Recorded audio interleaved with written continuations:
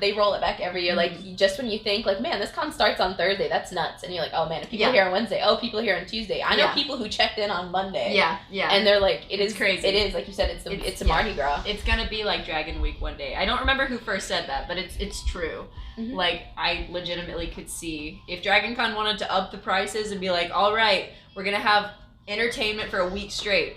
People would do it. It would be just like a trip to Hawaii, except it's a nerd con. Honestly, I've been doing Dragon Con since I was 12 years old. That's awesome. And I've never missed it. It's I might not have come like all of the days, but it's something that it's just become such a staple. It kind of faded for me a little bit. It wasn't as fun. Yeah. But last year, I feel like was the least amount I've ever done, but it was like the most fun I've ever had. Yeah. So I used to cosplay a lot, so it's kind of it was nice taking it easy. Like me, you, and Ruby, and Danielle, and Eric, we all just kind of chilled on most of the con, like being bums. I used to cosplay more for Dragon. I've only been going to Dragon Con for about 4 or 5 years, so like I don't have like the full experience in that sense. But like I used to cosplay a little more at it, but now I cosplay at other cons, like the anime ones, where people are more likely to know who I am. And this year, I'm not really doing any costumes. I'm just gonna be me. I do have some wigs with me that I might just have fun with, and I do have my bunny costume that I might just wear one day. Just like I'll just be a bunny because it's really hot outside. And I like being a bunny, so I might do that. You should like being Velvet. You just want to be Velvet. It's true. You should do a Hutch, but with Velvet. Katie is cosplaying herself. It's true. I am. And you know that's the most important cosplay that you can do in life. Because is you should yourself. always embrace your inner weeb. One thing I didn't really appreciate when I was younger or understand how much of an opportunity a convention is. But it's such a networking capability. Not to say that should be strictly what you focus on, but you never know who you might meet and, rub elbows with and be able to advance your career or make, lasting friendships even. Yeah. Because, literally all of the people in my life that I'm close to have I've met through conventions, met through people who I met at conventions, or there's some sort of tie back to conventions. There's Same. Even you and I, the reason our friend introduced us was because we both did cosplay. Yeah. And again, cosplay at conventions. Yeah, honestly, and we liked a lot of the same series too. Like a lot of the entertainment stuff that I do now, like with voiceover, started because I would go to so many cons, and growing up I loved like a bridge series or whatever, and I would go to all the panels, and then one day somebody was like, oh hey, you should try this thing, and I did, and I kept meeting people at conventions, and now I know all of you guys. You can't say anything out loud. No, Brian told me. Oh, so you know. Well, I didn't see this part, but Brian told me. Yeah. And Goyle, you were amazing. Yeah. So how did? Okay. Well, real fast. I'll answer a question. So someone in chat asked if there's gonna be another nondescript winter holiday. There have been talks. I have had plans since this last one about an idea for a script, but I'm kind of questioning it after talking to a couple of our editors and our newest team members about when to post specific things and like how to really kind of capitalize on when things are popular and whatnot. Yeah, I think I was there for that conversation. Is it gonna change? It might. Okay, so I think it's fair to say, and we can say this, yes, we have intentions of making another short for the holidays this year. There are a couple of things that we have ideas for. Yeah. Like, I don't want to, like, count our chickens because... Whether it'll be an actual, like, nondescript winter holiday, like, continuation is still kind of up in the air. There is a plan to do a continuation at some point of nondescript winter holiday. I will go ahead and say, and not necessarily that they will or won't happen, but we've talked about doing something for Halloween again this year, and I don't think that's not giving any details away, but I think that's a given for Ruby's birthday. Special, not that it's actually, I think we're not going to gear it towards Ruby's birthday this year, but I don't know. It hasn't been decided. It's going to be fun though. I think if everything goes as planned. And then for nondescript winter holiday, we talked short. It was stressful. It had definitely a lot of stress to it, but I felt like it was our most impactful short. We found out that we really love more story-driven stuff as compared to being just kind of like Ruby Chibi memes. Yeah. Which is what the original goal of it was to be short little like meme-y kind of Ruby Chibi-esque stuff, but with the actual characters and these small little one-shots. A comment that I really liked about kind of the idea of these holiday shorts, or just the shorts in general, is that it's kind of like we're bringing to life good fan fiction. Somebody said that? Yeah, somebody was like, it's like you're making fanfic, but you're actually making it to where we can see your fan fiction. I was like, that's really fun, and I like that. The principal idea behind the shorts, and we've said this many, many times, is that it's meant to be a canon divergence. It's meant to be something that doesn't canonically happen in the Rev universe. It's believable. Yeah, it's something that stays consistent with the story that we know. Yeah. Sure, we're adding some details, but we don't change, like, how major events happen, things like that. Yeah, and we do have our own kind of timeline that we've created with our abridged stuff. So we might add, like, a joke that's, like, pineapples in our world. But, like, nothing crazy. So in the case of, like, the Welcome to Kruby, it's not that it was something was said. You have Weiss petting the pineapples when Raven, Yang, and Ruby are having a conversation that was a good nod to one of our own jokes. Yeah. Ozpin in the shorts is just abridged Ozpin, but everyone else is as close to canon and idea that we can get. Sure, there's some flair, of course, with the abridged content. Kruby Snowbird is canon. Yes. Bo is definitely on top of that train. And that is my OTP. I will take it with me to the grave. So do with that as you will, knowing about what happens in Nondescript Winter Holiday. Yeah. But we have so many cool things we've talked about doing. Thank you for the bits, by the way. Thank you for whoever's giving those Nuggy bits. Nuggy we need to change the name of it to, like, the Nuggy Box or something. Yeah, the Nuggy Fund. The Nuggy Fund. That's actually what my donation, like, thing right now is like the Chicky Nuggy Fund. And Okay, it's like maxed out, though. It's like 125% Yes, but what were you saying, Tina? Heck, I don't remember. Oh, heck, sorry. I'm really excited, though, because we've talked about so many great ideas. It's just so time-consuming. Like, each of those shorts, you're looking at a 40-day turnaround time from start to finish. And I know we've kind of hit a wall with scripting. Mm-hmm. We had some stuff that there were 2 or 3 shorts that we planned on doing that just haven't been done in the time frame that we wanted them to because just life. Mm-hmm. And this is a fan project. It's not our full-time job, so it's perfectly understandable that, like, in online content creator communities, especially if we're getting paid, it's okay that we need to do quality content for you guys because we want to give you our best, but we also have to make sure we're putting ourselves first to an extent. To put it into perspective, we started the first short released in July of last year, and pretty much you can estimate from June all the way to the end of even May, beginning of June, we've been going nonstop. Like, sure, we might get it's literally short, work all through it. Maybe we get a week break, we start scripting the next one. But we have a really great idea for this one that we've been sitting on, and I really wanted to do it. We scripted it. Actually, it was one of the earliest things that we scripted. We revisited it. We wanted to add more characters, have more fun with it, because we have everything now.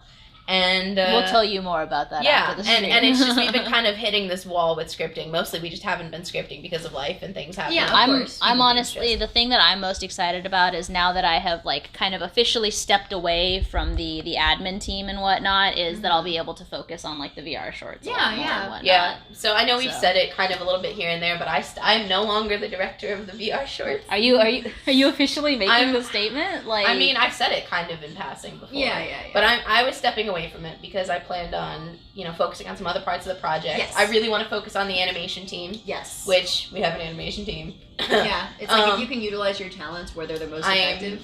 Because you have many of them. But, like, you're still very much so a VR short director, though. Like, I mean, it's not that I won't be part of it. I'm I'm just less in the seat because to be honest, you kind of stepped in that before this decision was even. But you're there for guidance, which is good. I come in and I'll be like, okay, cool. Like, I'll offer help what I can, but not that I don't want to be committed to it. I don't have the time to be committed for a 40-day turnaround cycle. Like, because with all the stuff that I literally do Kirby full time. Like, I am.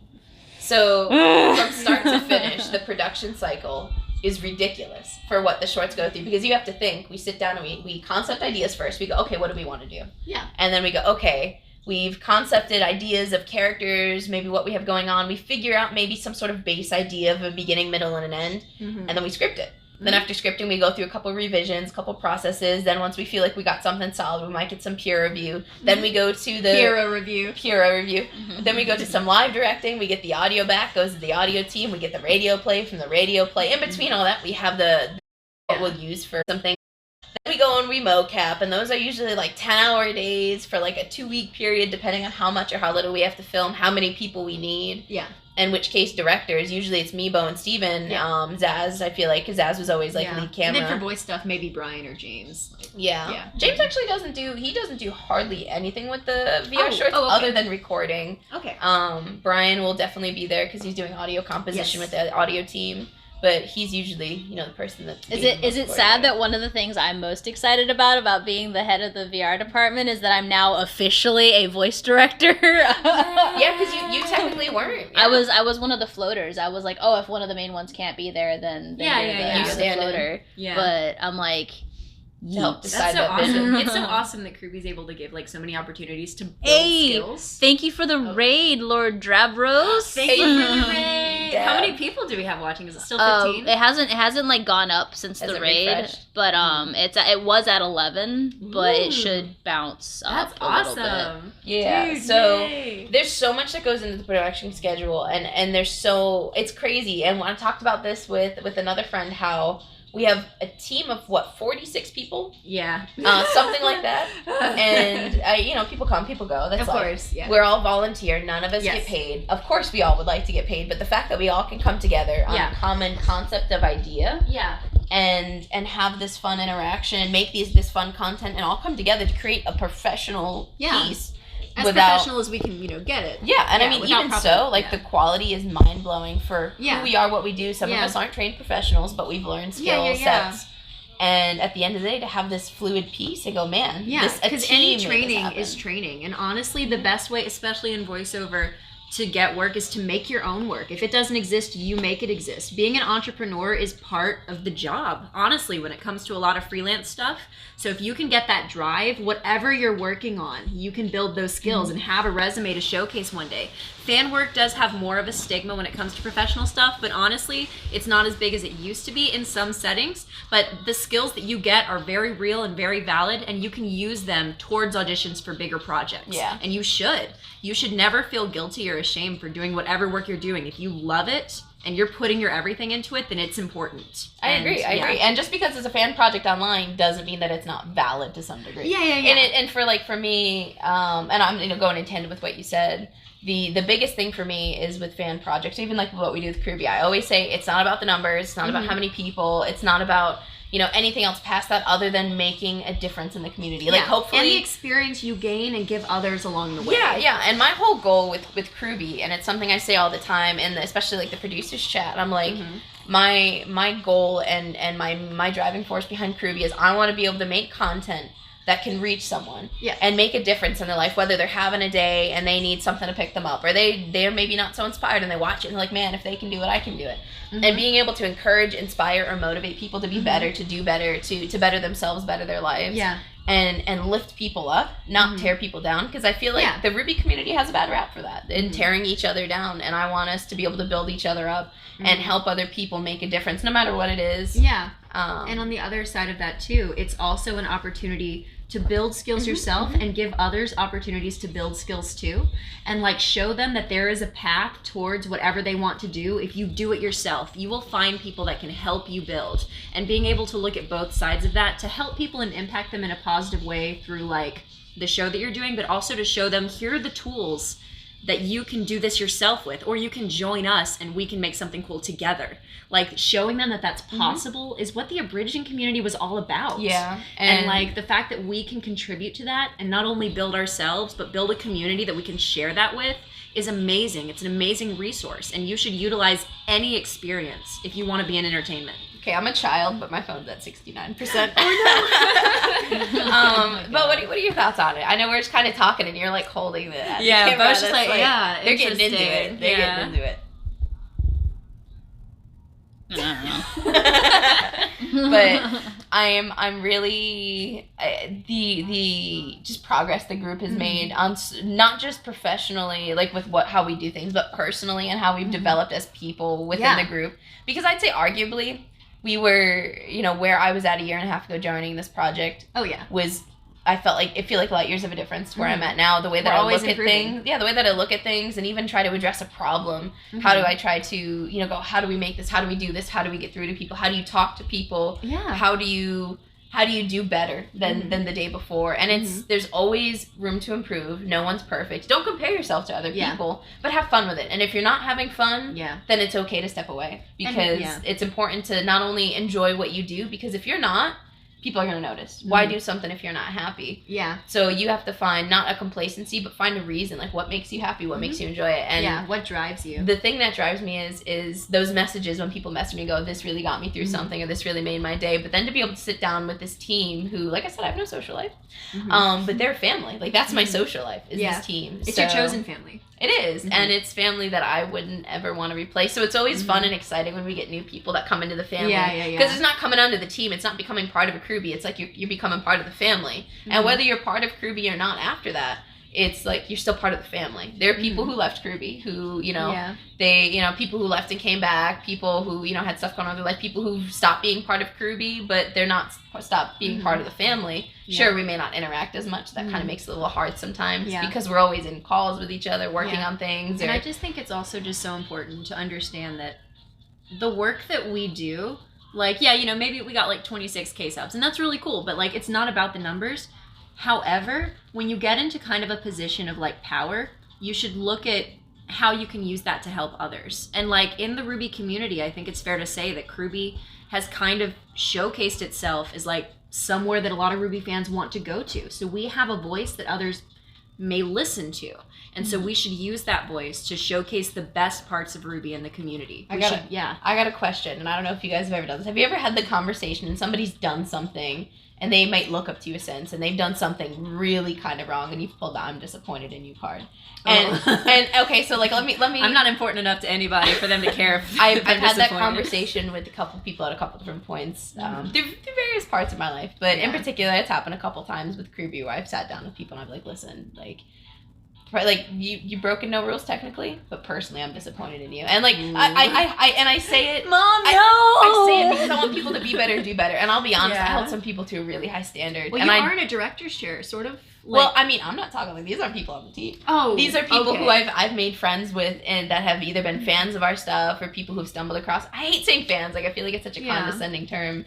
It doesn't have to be though. Like I think it's okay to acknowledge if you do good stuff, there are people that like it. Just like it's not a bad thing to say that you were a fan of someone. I know. That doesn't mean you're lesser than them. It just means, wow, I love your stuff. I feel like it's putting someone on a pedestal and someone supporter, maybe. And like because saying someone's a fan isn't derogatory in a sense, but for me, I feel like when I say, I have a fan, I feel like I'm putting myself on a pedestal and someone below me, and I hate that. I hate that divide, because one of my biggest struggles with cosplaying is I would do these big armor builds of crazy things, and people would always assume I was too busy, too good for them to talk to, or too whatever, and I can't tell you how many people said that to me, and I'm like, I really wish you guys knew that I have like no social life, and like now I get a lot of messages on Discord, and I try my best to respond and keep up with people, but I have no social life. But it's also okay if you needed to take a moment for yourself if you were overwhelmed, because you're freaking amazing and you do a lot, and like there's probably going to be a lot of people that are like wanting your advice, and it's amazing that you try to reach out, but it's okay if you need to take time for you, because you were just one person and your experience, we're all the same, we're all just filled. I